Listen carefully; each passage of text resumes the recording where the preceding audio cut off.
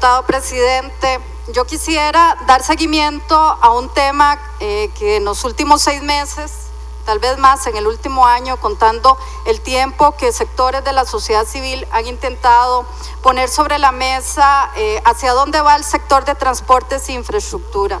y recuperar el debate que nosotros y nosotras hemos tenido en los últimos meses, y sobre todo a partir de la situación de CONAVI, en términos de poder fijar lo que yo diría en la nueva legislatura que vamos a avecinarnos después del 1 de mayo, y que he observado y he escuchado a compañeros y compañeras señalar la oportunidad de tener una agenda compartida. Creo que en materia de movilidad y en materia de ciudades seguras y sostenibles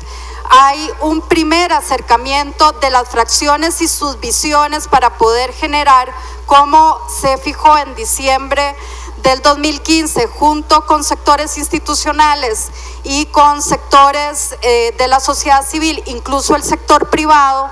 la oportunidad de tener una agenda legislativa que acerque una visión sobre movilidad y sobre infraestructura pública. Hay algunos ejemplos en Santiago de Chile, Ciudad de México, Curitiba en Brasil, y creo que deberíamos de sentirnos abanderados a nivel centroamericano de ser los primeros en poder tener la capacidad, y con datos que ya se han mencionado,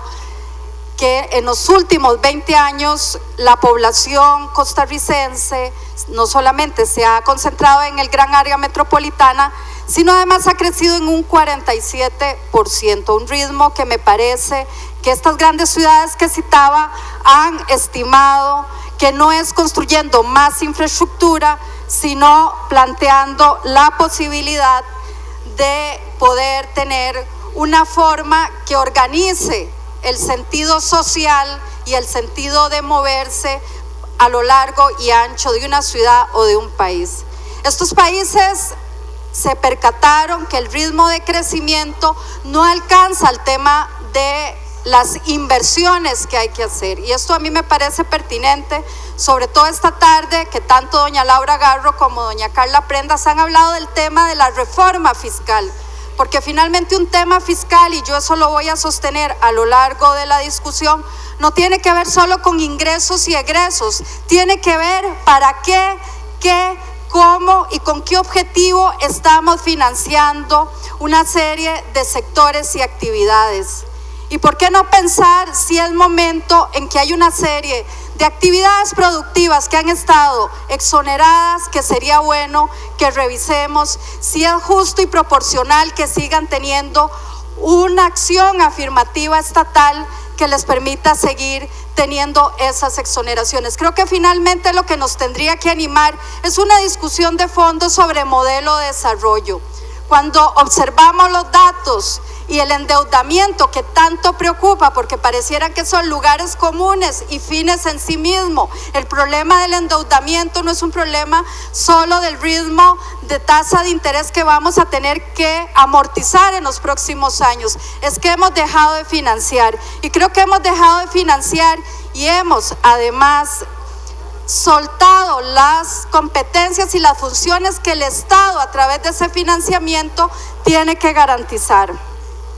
Y en ese sentido hay un tema que creo que yo esperaría que sea objeto de ese nuevo pacto, que tiene que reflejarse en una reforma fiscal que no es un tema solo de datos, números, sino de objetivos país. De ahí que en los esfuerzos que han hecho las fracciones, creo que un tema que tenemos que vincular directamente es los marcos que hay que reajustar, como lo hicieron estos países latinoamericanos, para no seguir financiando modelos que han perpetuado la ineficiencia y la contaminación. Es decir, modelos en donde además participan diferentes sectores institucionales y públicos del país. Y yo concretamente mencionaba la semana pasada que los órganos de desconcentración máxima han perpetuado ese modelo que en mi criterio es perverso. CONAVI, COSEBI, CTP le han robado dado el eje rector al Ministerio de Obras Públicas y Transportes para poder tener una visión que, como hemos discutido, tiene que invertir la pirámide donde el peatón va a tener una prioridad y en donde definitivamente tenemos que considerar que ese sistema o ese nuevo paradigma debería tener una discusión en esta Asamblea Legislativa de cómo vamos a reestructurar el sector de infraestructura y transporte y cuál es la visión de los próximos 20 años. Esa es la discusión que yo quiero ver en una reforma fiscal, esa es la discusión de si vamos a seguir endeudándonos para un paradigma que debería de garantizarnos la integración física, operativa y tarifaria, para un sistema que debería de garantizar que la forma urbana y la funcionalidad de la ciudad sea no solamente a través de una discusión del ordenamiento territorial, sino un instrumento que le garantice, como en estas grandes ciudades han hecho, en los cantones, la cercanía que tiene la gente a sus zonas de trabajo, a sus zonas de estudio y a los servicios públicos. Yo quiero invitarlos a que observen un trabajo que está organizando un grupo de ciudadanos, se llama la Plataforma de Integración Ciudadana, donde han mapeado todo el estado costarricense, donde se brindan los servicios y la concentración que hay. Es decir, hablar de transporte y hablar de infraestructura es hablar de una forma en que nos vemos como sociedad, es hablar de una forma en que nos estamos facilitando en términos generales cómo estamos construyendo la posibilidad de que las y los ciudadanos tengan cercanía. Y el tema de la calidad del servicio, voy cerrando, señor presidente, que me parece que ha sido un tema reiterativo sobre el tiempo, la seguridad vial, el confort y la información al usuario. Cierro señalando con esto el punto que me parece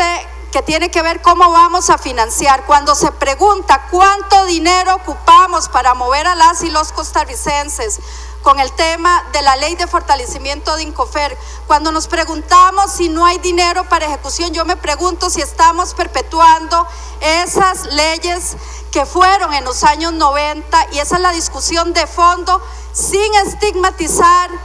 partidos políticos, sino la visión de una sociedad que tiene que llegar a un acuerdo en una reforma fiscal, pero en una agenda mucho más amplia de que estamos financiando en términos del corto, mediano, pero sobre todo el largo plazo. Hoy las generaciones jóvenes están pagando las decisiones de órganos de desconcentración máxima en los años 90.